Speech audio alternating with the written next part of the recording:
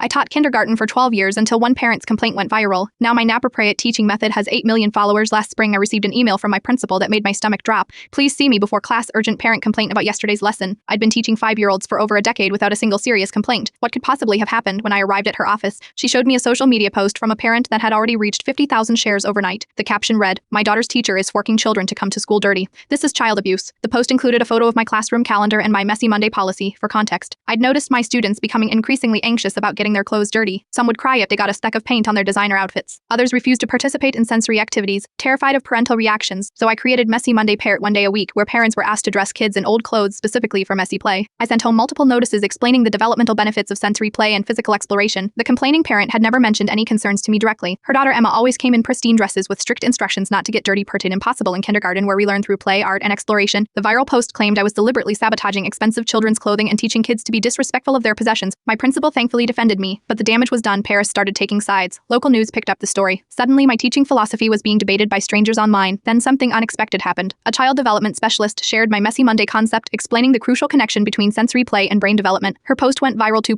but in my favor. Thousands of teachers and parents began sharing their own Messy Monday photos. Preschool teachers sent messages about implementing similar policies. Parents shared stories of relaxing their own perfectionism around children's appearance. 3 months later, I was invited to speak at an early childhood education conference. 6 months later, I launched a blog about developmentally appropriate practices. Today, my Dirt is Good for Can social media account has over 8 million followers, and I've published 2 books on child development. As for Emma, her mother eventually transferred her to a traditional academic preschool that promised no mess. But last week, I received an unexpected email from her father. Parents, they're now divorced. He shared a photo of Emma covered head to toe in mud at her first ever camping trip with the biggest smile I'd ever seen on her face. "She talks about your class all the time," he wrote. "She says she misses Messy Mondays the most. Sometimes the most important lessons we teach children aren't found in textbooks or perfectly executed worksheets. Sometimes they're hidden in fingerprints on windows, paint-splattered shoes, and the freedom to explore without fear of getting it wrong. And sometimes the mess is exactly where the magic happens."